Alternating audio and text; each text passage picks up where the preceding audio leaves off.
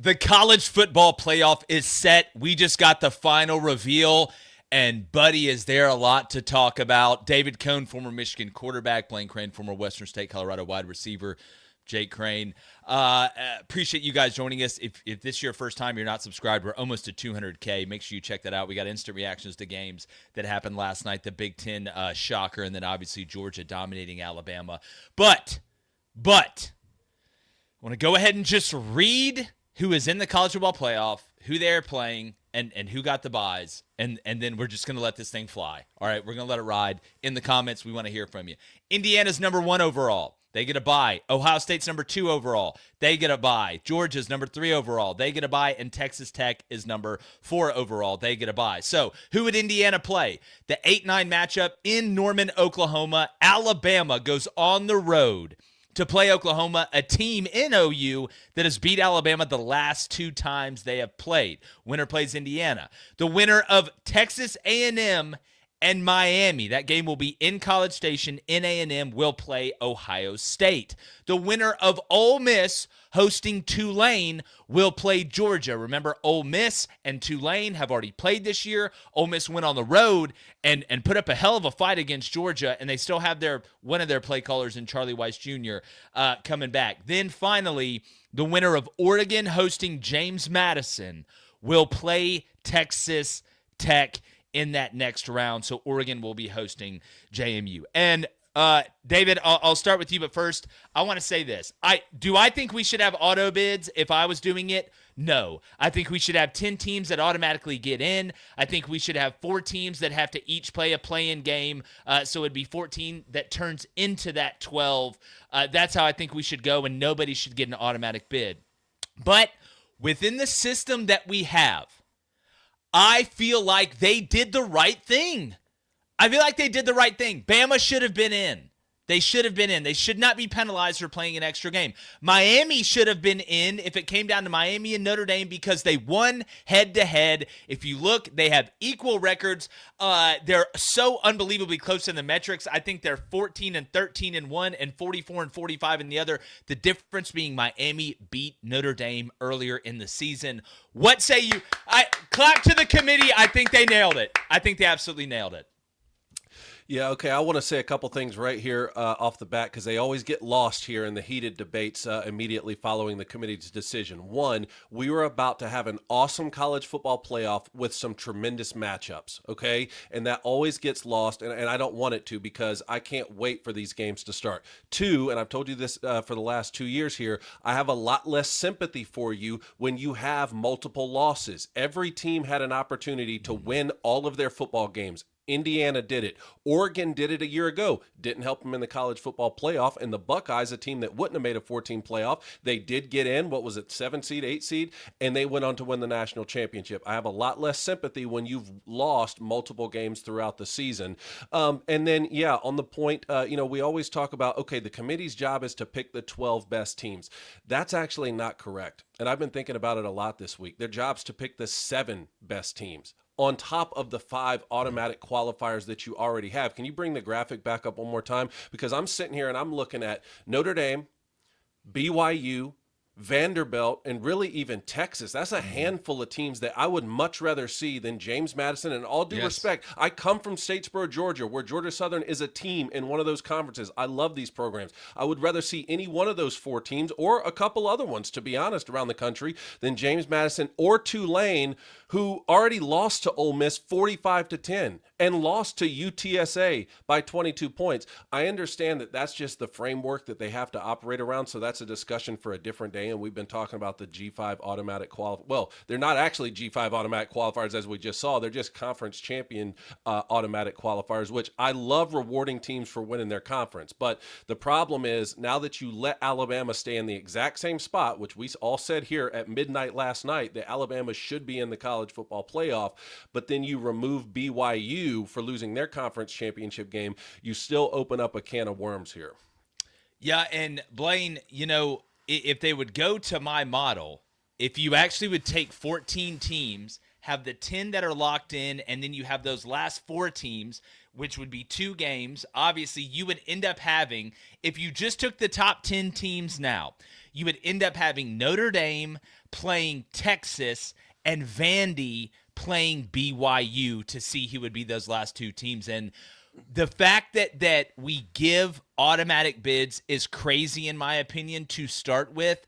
But now having 2 group of 5 teams in there, I just don't. I feel like this should be more of a wake-up call to not give anyone an automatic bid and to take the top 14 teams that then turn into the top 12. But that's just what I. Yeah, it's funny to me that, we sit here and argue about Miami, Notre Dame, and Alabama while we're going to sit there and watch Tulane and James Madison get into the 12-team playoff. Obviously that's a conversation for another day. But I will say this, with what we have right now and what we now know, I thought the committee did about as good as they can. Notre Dame, join a conference. I've sat on here for 6 years and said you need to join a conference. You quit trying to be the main character in everything you do. And I think now you see that not being in a conference somewhat hurt Notre Dame. And it came down to what? Head to head. The committee had to take Miami. Alabama was always in it. All right, they were always in it. I'm interested to see the reason on why they kept BYU out. Is Alabama staying in it because they went on to Athens and beat Georgia, probably the best win in the country, but they also have the best the worst loss in the country. We lose to a terrible team in Florida State. And you look at BYU and say, well, you played Utah. That was the only ranked team. You beat them, but you lost to Texas Tech twice in terrible fashion. So that's the reasoning. I want to know why they kept BYU out and Alabama in. Putting the only reason James Madison is in and BYU is not is because you have to take the top 5 conference champion. Like to Cone's point, you're really picking 7. You're not picking 12. It's 7. So you can't rewrite the rules now. BYU is a victim of our system sucking, to be honest, or having a major flaw in it. Like an absolute major flaw in it that prevents us from getting the 12 actual quote-unquote best teams, or giving us the best chance of being around the best 12 teams. I think it's crazy the way that we do it. But when you and again, if you're a BYU fan, I think you have a right to be pissed, but we all knew you weren't getting in. And Cone, you made a point yesterday that I thought was so perfect. I believe it was in our Big Ten championship kind of reaction, that you can sit here and say, oh, well, yeah, it's not fair that so-and-so has to play in a conference championship game. It is an extra data point, but don't count it. It's like during a trial when a lawyer says something or something is said that they tell the jury, hey, strike that, forget they said it. They may tell you that, but you can't forget that they said it. But it seems like the committee actually decided to not listen to whatever was said. They treated, if you played in your conference championship game and had to play that extra game. Ohio State went down 1. Bama didn't move at all.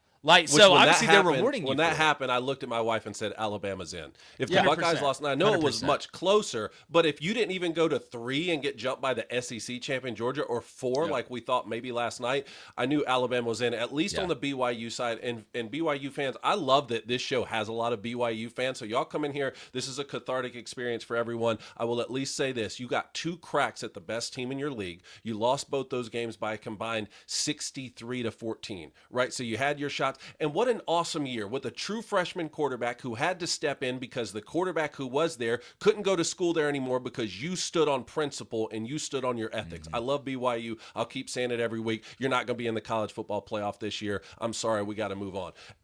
On the Notre Dame Miami conversation, I understand. And I told you guys, the second that Notre Dame and Alabama flipped, I put a futures bet on Miami to make it because I just thought at the end of the day, at plus 400 odds, the committee had been saying, well, they're not close enough to consider the head-to-head.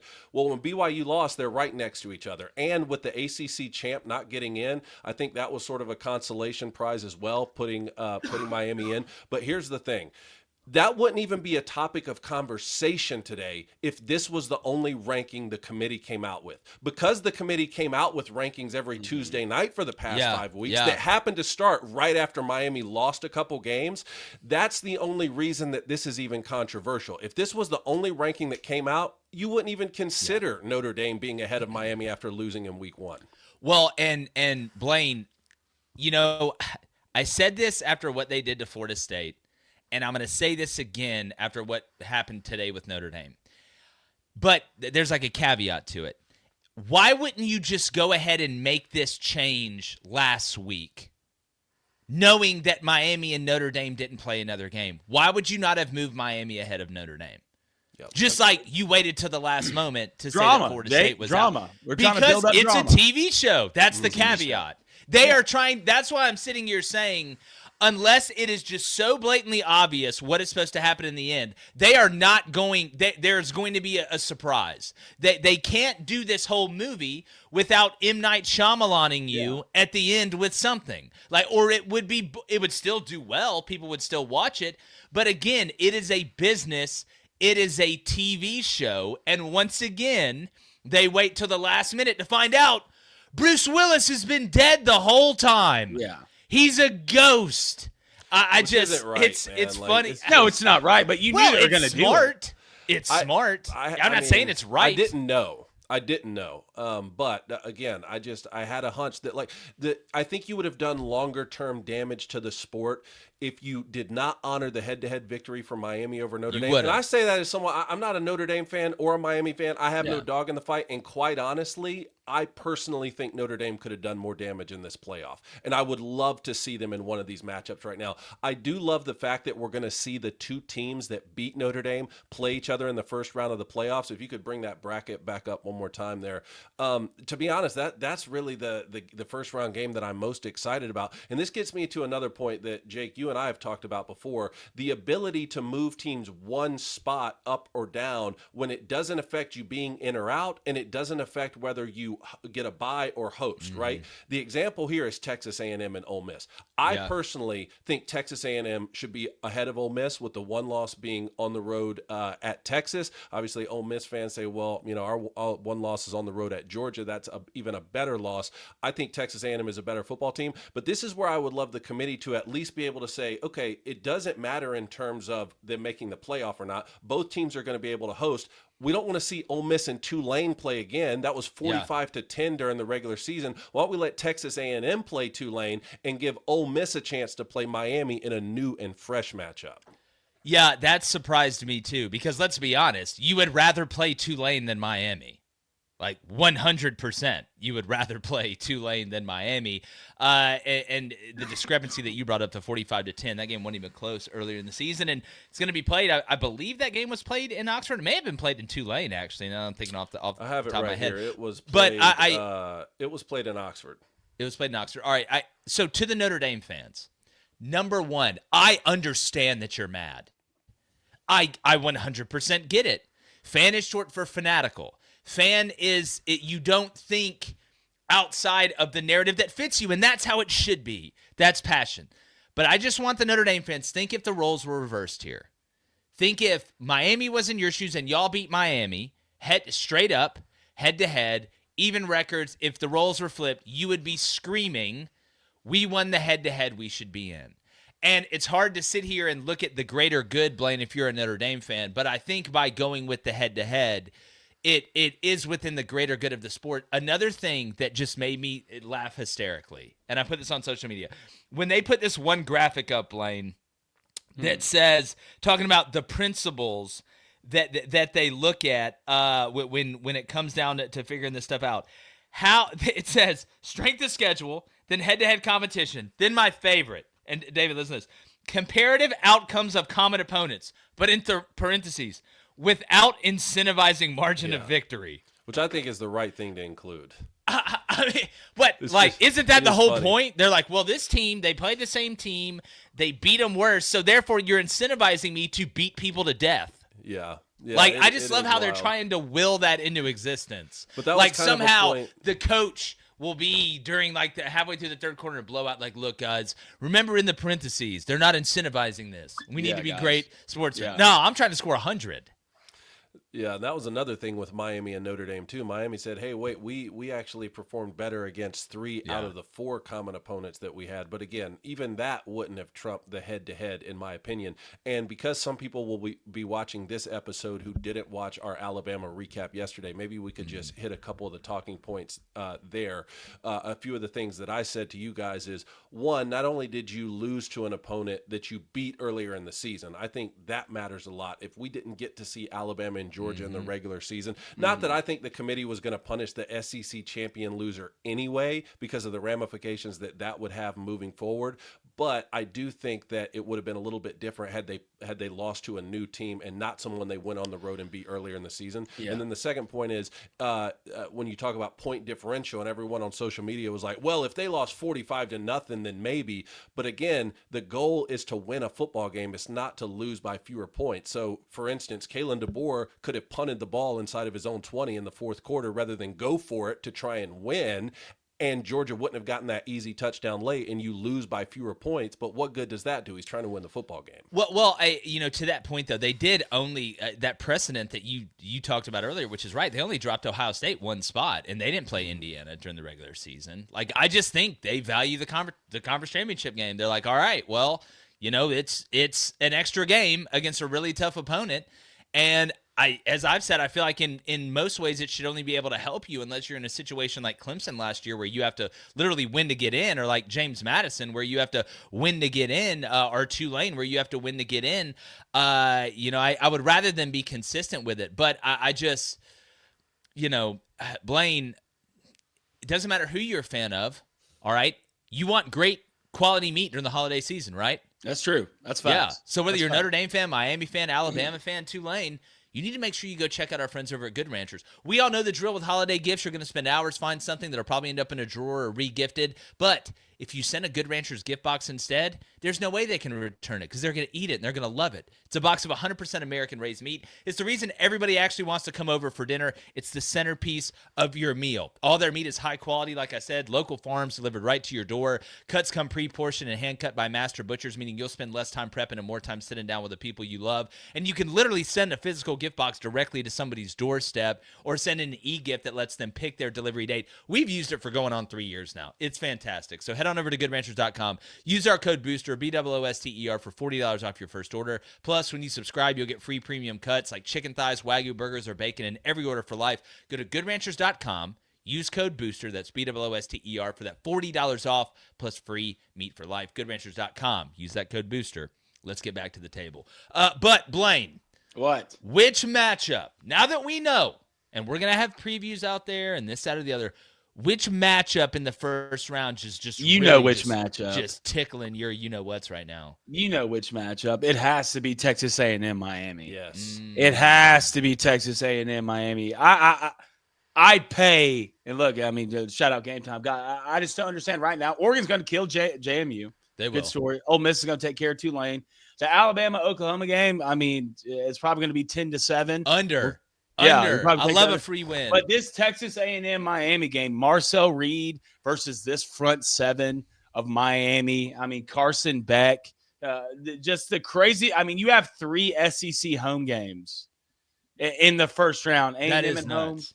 Oklahoma at home, and Ole Miss all going to be played at SEC fields, which is going to be insane. But right now, the best matchup we're probably going to get is Texas A&M Miami. Well, I mean, Cone, is that the one we know the least what's going to happen?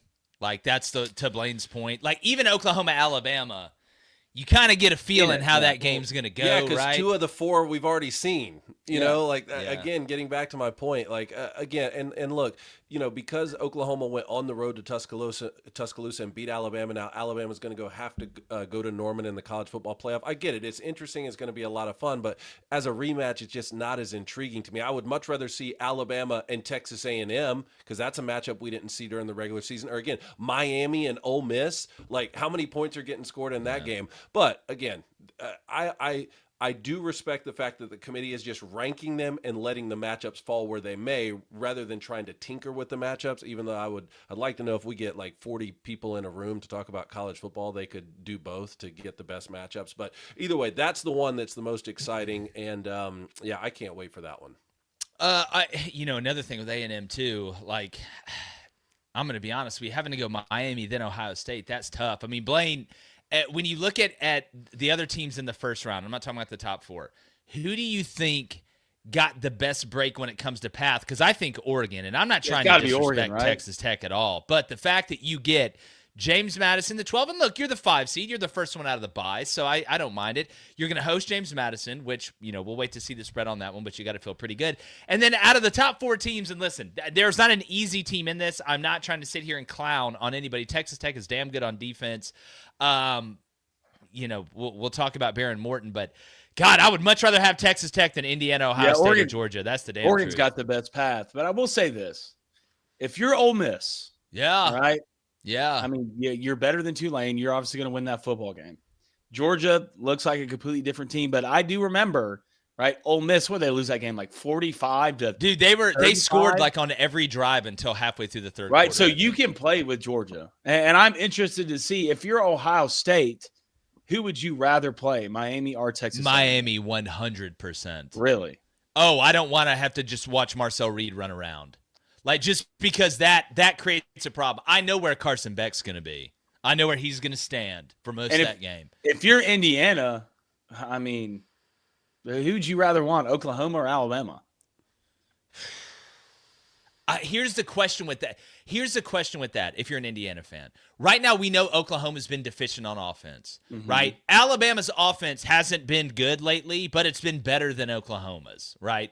But on defense, Oklahoma's defense and Alabama's defense are both good, but Oklahoma's, to me, is like elite. So Indiana's just just balanced, right? They're pretty balanced. They're really good in all 3 phases. So to me, I would rather play the team that has the most deficient side of the ball. And right now, I think that's Oklahoma's offense. I agree. You're not going to see a better defense than you just saw. Like, you're just not. But to me, I'd rather play Oklahoma. Yeah, I agree with that. What do you think, Blaine? God, I just don't want to play against Brent Venables in the playoffs. Maybe that's just me. It's just Alabama's so deficient in the run game. They're so bad. It's so bad. And sooner or later, like you would – maybe not, but John Mateer, like you would think he'd figure it out sooner or later. For a game, right? Just for a single game. But I'm going to ask you this: if you're Notre Dame now, do you join a conference? It's never going to happen. No, I don't think it's 1 year is worth it to them. Like the odds of this happening, if it happened like 2 out of the last 3 years, I think you may see some inkling, but I don't think one. I mean, guys, the last 2 years, the last team out was a huge brand. Last year it was Bama. This year it was Notre Dame. Like, they're saying, look, I don't want to hear anything else about this team's so oppressed and this when they're letting James Madison and Tulane in the playoff over Notre Dame.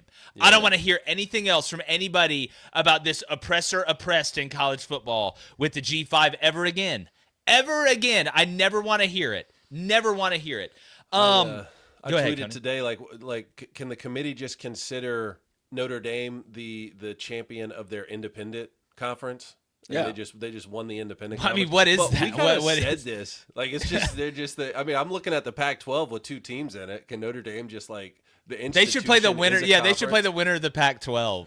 Just to meet the technical criteria. But we kind of said this when this whole thing started. Remember, it was like all the Power 4 conferences and the Group of 5, Group of 6 conferences plus Notre Dame. That was always the language of it. And we said, well, they're kind of going to I mean, if they go undefeated, they're for sure in. 11-1, it'll be circumstantial based off the field. But 10-2, they're going to have a harder time getting in. In the last 2 years, we've seen that. 11-1 last year with the worst loss you could possibly have to Northern Illinois. Not only do they make it in, they make it in easily. They host a playoff game. They go all the way to the national championship game. Everything makes sense. And even after that game, we said, well, there's no way you can make the playoff after losing to Northern Illinois, but that was the only loss they had. They made the playoff, made the Natty. This year, 10-2, it got a little hairy. I think Notre Dame makes it over Miami if they don't have that head-to-head loss. If you didn't have a head-to-head game to compare them towards the end of the year with how hot Notre Dame's been, and they were both 10-2, Notre Dame would get in, but they just couldn't ignore that head-to-head loss. Well, and again, this is why I think BYU fans have the biggest gripe.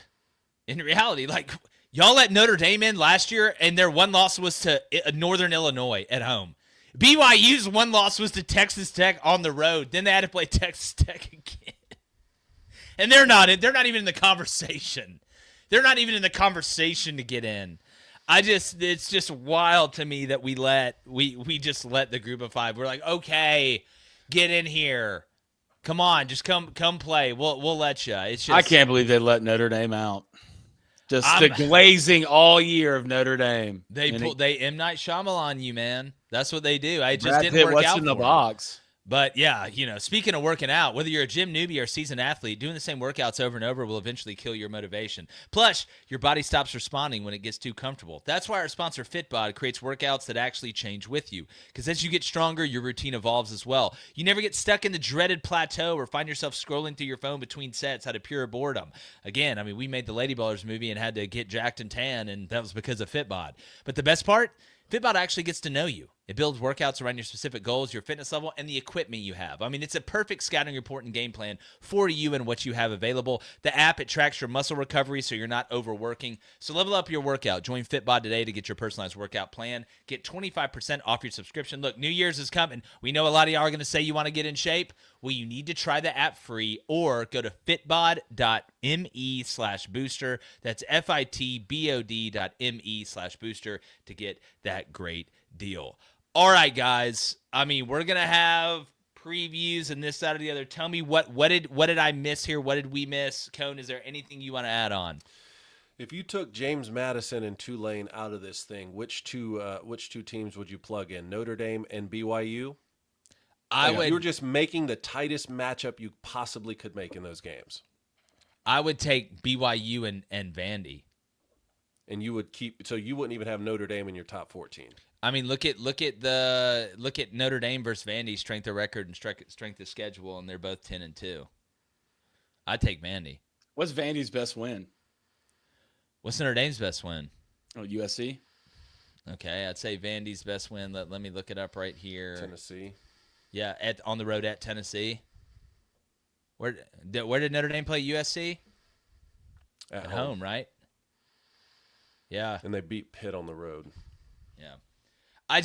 That's just me personally. What about you, Blaine? Who would be the last two you'd have instead? I'd probably do BYU Notre Dame. Okay. Interesting. Cone, what about you? I would have Notre Dame in there for sure. I think Notre Dame could do a lot of damage. Again, I think there's an aspect of putting BYU in where it's there. Again, it gets back to this deserving based off the resume, and you only losing one game during the regular season. But again, I'm kind of talking with your life on the line. If you had to make the best matchup, like Vanderbilt or even Texas, like you don't think Texas could beat Oregon? Like Texas, Ole Miss, like those would be great football games. But I don't think Texas should be in the college football playoff. Again, I don't either here based off just like Bama last year. I don't think needed to be in at 9-3. Yeah. No, exactly. But again, I'll get back to the first point. I think that we are going to have a great college football playoff. There are awesome teams in here, and I just have a lot less sympathy for you when you've lost multiple games. 2 years ago, it couldn't have gotten any worse. Florida State did everything you could ask a team to do. They won all their football games. Mm-hmm. They're like, win and you're in, win and you're in, win and you're in. Florida State won, and they're like, well, you know what? At the end of the day, you're not in. Like, that was a tough situation. Here, we're at least arguing over teams that have multiple losses. Yeah, it's going to be fascinating. We're going to have a ton of content. Make sure you're locked into Crain & Company. Blaine, anything else you want to add? No. All right. Well, let us know in the comments. What do you think? Where were they right? Where were they wrong? And who would you have had in the college football playoff? We appreciate you and like the chances of me not being just obviously ecstatic. I had to see the ball matchups, too. I'm excited to see that. We're gone.